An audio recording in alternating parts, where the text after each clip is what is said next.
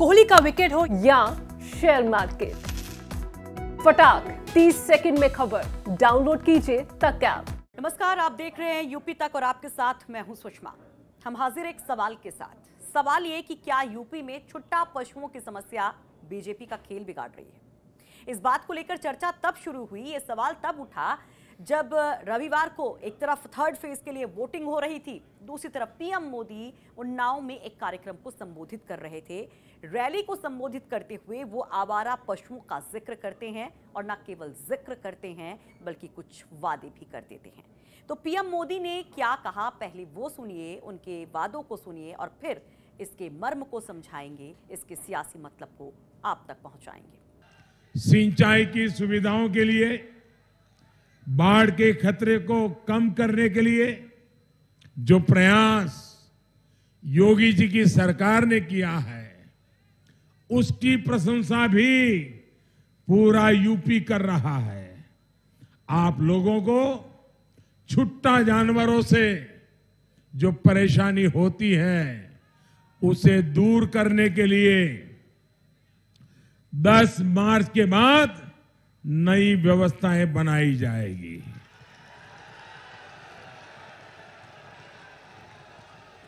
और उन्नाव के मेरे भाई बहनों, मेरे ये शब्द लिख के रखिए, ये मोदी बोल रहा है और आपके आशीर्वाद के साथ बोल रहा है।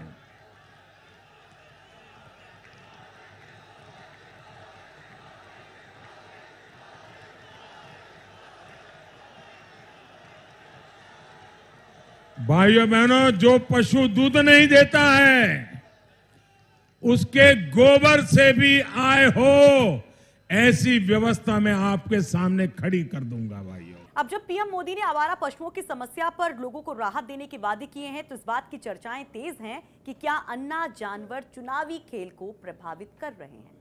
दरअसल अब तक 3 चरणों में हुई वोटिंग का अगर हम ट्रेंड को देखें तो राजनीतिक विश्लेषक इसमें बीजेपी के लिए एक डेंट देख रहे हैं। तो ऐसे में बीजेपी आने वाले चरणों को लेकर और ज्यादा अलर्ट हो गई है और ज्यादा सतर्क हो गई है। तो ऐसे में बीजेपी की कोशिश है कि हर एक छोटे मुद्दे पर फोकस किया जाए, भले ही ये मुद्दा बीजेपी के लिए कोई मुद्दा ना रहा हो या शायद उसे वो बहुत हल्के में लेकर चल रही हो, लेकिन अब शायद बीजेपी को यह एहसास हो रहा है कि अन्ना जानवरों का यानी छुट्टा जानवरों का मुद्दा एक बहुत बड़ा मुद्दा है। जमीन पर लोग इससे सबसे ज्यादा परेशान हैं और ये सबसे बड़ा मुद्दा अब लोगों को लगने लगा है।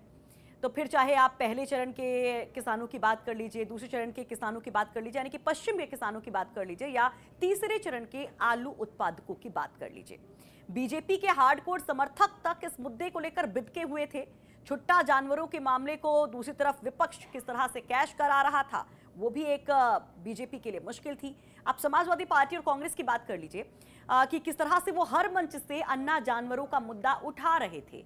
अभी भी लगातार वो इस मुद्दे पर बने हुए हैं। अखिलेश यादव और प्रियंका गांधी तकरीबन सभी रैलियों में इसका जिक्र करते आपको नजर आ जाएंगे।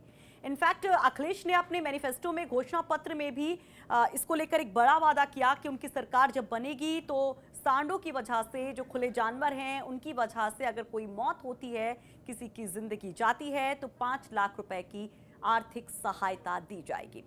यूपी में ऐसी कई घटनाएं क्योंकि हमने देखी हैं कि खुले जानवरों की वजह से कई हादसे हुए, कई लोगों की मौत हुई है और इसलिए ये मुद्दा और भी बड़ा हो जाता है। अगर हम कांग्रेस की बात करें तो समाजवादी पार्टी की तरह कांग्रेस भी इसी लाइन पर चलती दिखाई देती है। प्रियंका गांधी भी इसे एक बड़ा मुद्दा बनाती दिखाई देती हैं। यूपी के वोटर्स से छत्तीसगढ़ के मॉडल पर आवारा पशुओं के समस्या के समाधान का वो वादा करती हैं।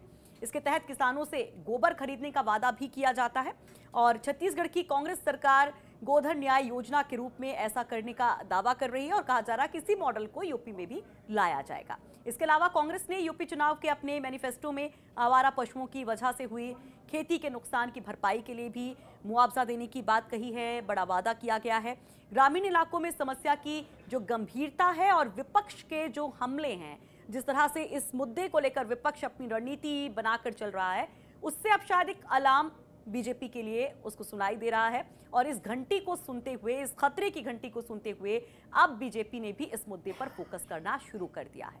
तो एक तरफ आतंकवाद है तो दूसरी तरफ अब अन्ना जानवरों का जिक्र भी कार्यक्रमों में होने लगा है, और वो भी देश के प्रधानमंत्री, बीजेपी के सबसे बड़े चेहरे की तरफ से। ये जब कहा गया तो अब इसको लेकर तमाम नेता बोलने लगे हैं। सीएम योगी ने भी इस बयान को ट्वीट किया और साथ साथ उन्होंने कहा कि गायों के संरक्षण की जिम्मेदारी हमारी है। हम एक बार फिर से जब सत्ता में आएंगे 2022 के बाद हम एक बड़ी रणनीति तैयार करेंगे गौवंशों की सुरक्षा और आम लोगों को इन अन्ना जानवरों से छुटकारा दिलाने के लिए। तो देखिए अब किस तरह से अन्ना जानवर एक बड़ा मुद्दा बन गया, क्योंकि अब और ज्यादा लॉस नहीं झेल सकती बीजेपी। उसको लग रहा है कि अगर थोड़ा और चूके तो मामला गड़बड़ा सकता है, क्योंकि तकरीबन 42 से 43% वोटिंग हो चुकी है पूरे राज्य की।